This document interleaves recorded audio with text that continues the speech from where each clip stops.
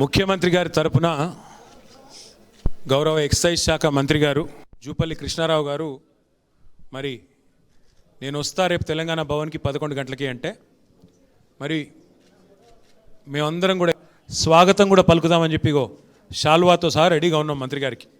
మరి మంత్రి గారేమో తెలంగాణ భవన్కి వస్తానని చెప్పి మరి దారి తప్పి ఎటన్నా పోయారా మాకు తెలియదు.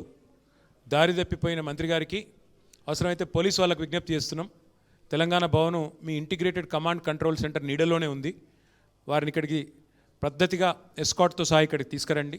అన్ని విషయాలు వారు ఏదైతే మాట్లాడాలని ముచ్చటపడుతున్నారో అప్పుల విషయంలో ఏదో వాస్తవాలు ఏదో చెప్పేస్తా అని చెప్పి మంత్రి గారు ఏదైతే చెప్తున్నారో ఆర్బీఐ లెక్కలు, కంట్రోలర్ అండ్ ఆడిటర్ జనరల్ లెక్కలు, అట్లాగే కేంద్ర ప్రభుత్వం ఇచ్చిన పార్లమెంటు వేదికగా ఇచ్చిన లెక్కలు, అట్లాగే మా దగ్గర ఉన్న లెక్కలు అన్నిటినీ కూడా మంత్రి గారికి చెప్పి వారి కళ్ళు తెరిపించి రాజీనామా కూడా చేస్తా అన్నారు ఆయన. కాబట్టి కళ్ళు తెరిపించి మంత్రి గారికి మరి తప్పకుండా మాజీ మంత్రి అయ్యే భాగ్యం కూడా కలిగించి వారికి తప్పకుండా అన్ని విషయాలు వాస్తవంగా చెప్పడానికి మేము రెడీగా ఉన్నాము. వారి కోసం ఎదురు చూస్తున్నాము. మా నాయకులు బయలుదేరితేనేమో వారిని అరెస్ట్ చేశారు.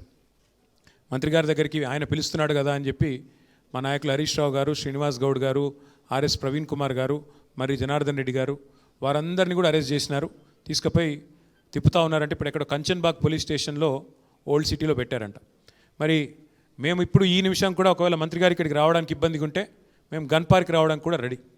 పోలీసు వాళ్ళకి నేను చేసే విజ్ఞప్తి, మంత్రి గారిని అక్కడే ఉంచండి, మీరు అక్కడే ఉంటానంటే మేము ఇక్కడ నుంచి అక్కడ స్ట్రైట్గా బయలుదేరి ఆడికే వస్తాం.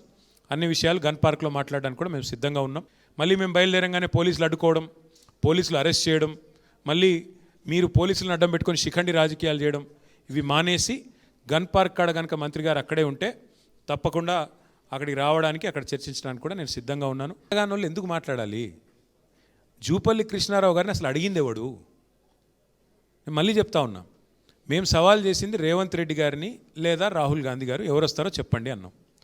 వాళ్ళిద్దరూ కాకుండా సందెట్లో సడేమియా నువ్వే దూరి నేను వస్తా 11 గంటలకు తెలంగాణ భవన్ కానీ డైలాగులు కొడుతీవి, ఇప్పుడు పారిపోతీవి, ఇప్పుడు మళ్ళీ గన్ పార్క్ అంటివి, నేను ఆడికి వస్తా అంటే అరెస్ట్ చేపించబడుతుంది, మళ్ళీ మీదికి వెళ్ళి ఇప్పుడు కేసీఆర్ గారు రావాలా? మీ ముఖ్యమంత్రి గారి స్థాయికి మేమే ఎక్కువ ఉన్నమాట చెప్తున్నాం. కేసీఆర్ గారు మీకు అంత స్థాయి లేదు. కేసీఆర్ గారు రావాలంటే రాహుల్ గాంధీ గారు వస్తే కేసీఆర్ గారిని మేము తీసుకొస్తాం.